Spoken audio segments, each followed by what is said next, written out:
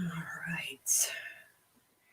We are here, and I am just double checking that.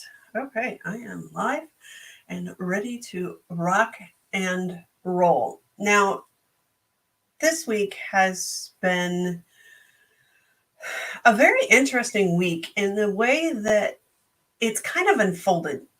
In the last few weeks, I've been uncovering a lot about myself and how I run through life, if you will. And what is the warrior lifestyle? What is that warrior epiphany that has been happening in my life? And this is the thing that kind of has brought it up where our mind looks for the negative. It looks for ways to keep us alive so that we can survive. Yet, in doing so, it's trained us to always look for the negative and never look for the positive. So, how do we start training ourselves to look for the positive? Now, I have to admit, I have been somebody who has been told I am way, way too positive for most people. I don't know how that could happen other than the fact that I make it happen.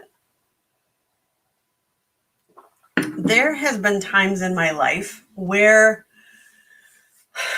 I have had to overcome fear in a way that taught me that I can't let others control my destiny. There was a time just while I was in college, I just really started college for the first time. This was all the way back, and I'm going to totally date myself, back in 1990-91. And something happened that was partly because I'm new to the world. I'm new to the bigger, wider world outside of, I'm away from my parents for the first time. And a gentleman took a particular liking to me that I did not want. Now, there may have been a lot of you out there who have had to deal with unwanted advances from men you don't want to know in that way. And it ended up being a situation that escalated very quickly into a stalking situation. Let's just say I got people fired from their jobs and things took a roll. Now, over the next year and a half, my brain did what it needed to do to keep me alive. It kept me small. It kept my head on a swivel. It kept me fearful. And it took me a while to realize it, even though I was taking the steps that I needed to contain the situation. Because, I come from a cop family. I had resources and I was following those resources, but my brain was still kicking in and it took over. That robot brain says, no, we have to keep you alive. And over the last few weeks, I've been reflecting on this more and more because it was a case of one day I said, no more, no more. Am I going to let this fear keep me small? I'm not going to do it anymore. And so I started looking for ways to be positive, for ways to stop playing small, because I gave away so much of my power to somebody else because I feared the unknown of the future. And what really was the catalyst was because I was in the criminal justice program. I was watching and looking at people on some of the worst days of their lives. And I watched what it did to some of those people and how it made them shrink. And it clicked that I was doing the same thing, even though I was trying to help them on the worst days of their lives. And so it really clicked that I'm like, if I'm going to help them, I have to help myself. And that was the catalyst that took me to know more. And that's when I started looking for the positive, the silver lining, the good things in life. Because if we look for them, they're right there and always have been. So that was kind of one of the reasons that I decided to make my brand new course, The Warrior Epiphany, going from whispering to battle cry. Because we do. When we let our fear rule us, it turns down the dial on what our life is supposed to be, what we were born to be, what we are supposed to be following, our purpose, our why, our destiny, whatever you want to call that. It turns it down to the point where we just have to strain to hear it because our brain is going, no, I have to keep you alive. And so this is my passion. This is my goal and impact on the world. This is what I want to do with the world. It's what I've been reflecting on probably for the last 3 to 4 weeks. But this is a new series that I'm doing on Fridays, Warrior Reflection Fridays. I want to come here and reflect on what has been happening in the last week or so. What wins have I had?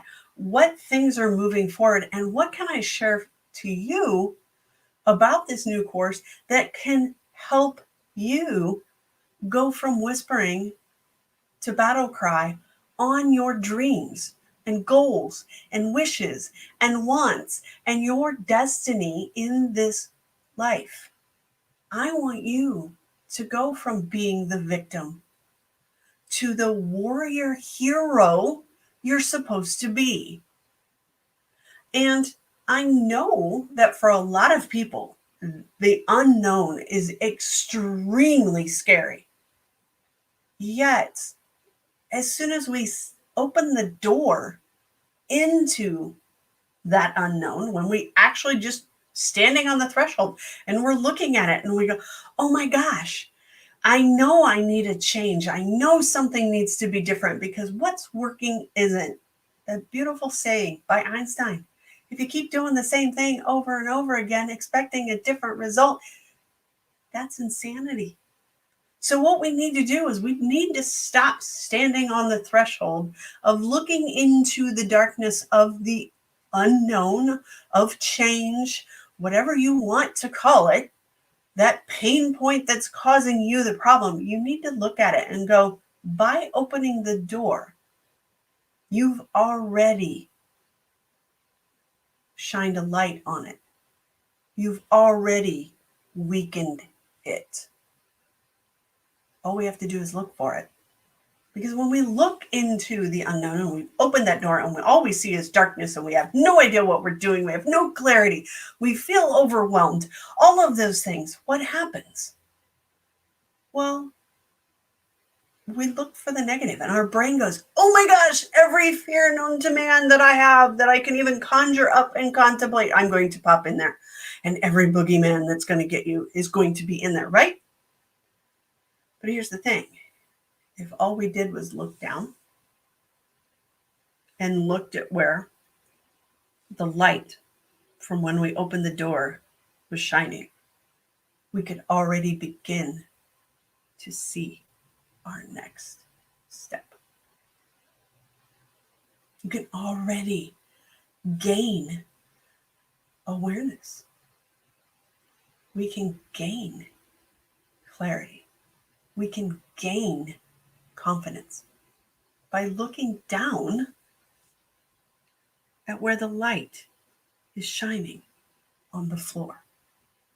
on the other side of that threshold. Change does not have to be scary. And that's what I've been contemplating, because it's like, oh my gosh, I'm stepping into the unknown of building this course, of trying to do it and get it done.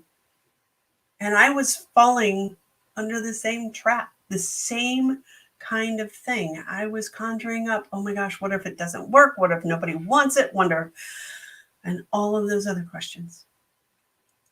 So instead of sitting back and going, oh my gosh, I'm not going to do this because what if? I'm going to look down more and more and go, okay, what's just the next step? And for me, the next step was this. Come start talking about the fears and the doubts and the stuff that I have that comes up during the week, and share it so that you guys can learn along with me that it doesn't have to be scary. And it doesn't have to be these huge leaps. An epiphany isn't huge. An epiphany isn't this grand, all of a sudden it's right there and you just got to follow it. No, it's those little aha moments where you can go, I can open the door to the darkness, look down, and realize my path is already there. It's that simple. That epiphany this last week or so has driven me now to really, really, really want to have that impact for all of you.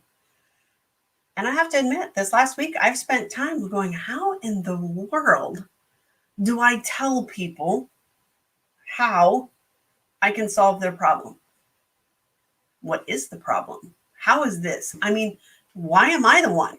So I was feeling imposter syndrome. I'm feeling that fear of the unknown. And so it really is one of those things that I said, enough is enough. Look down. Look at that first step. You've already taken it. You've already created the course. Now I just have to write it. I just have to show up. I just have to take the next step. So it's an amazing thing. Now, I know it's Friday, so I'm going to try to wrap this up here, but I just had to share that today. I had to share that stop letting our reptile brain go on autopilot and look for all the negative. And just look for one positive today. Just one about that dream, and start turning that dial back up on your dreams. And if you want to get in on the Warrior Epiphany when it begins on April 5th, comment, I'm a warrior, down below, and get on the wait list. Yeah, get on the wait list, because it's only going to be available for 10 people this first time around. That's it, 10 people. So get on the list quick, because those spots are going to fill up fast. I just know they are. They are going to fill up fast. So comment, I'm a warrior below, and I will see you guys next Friday.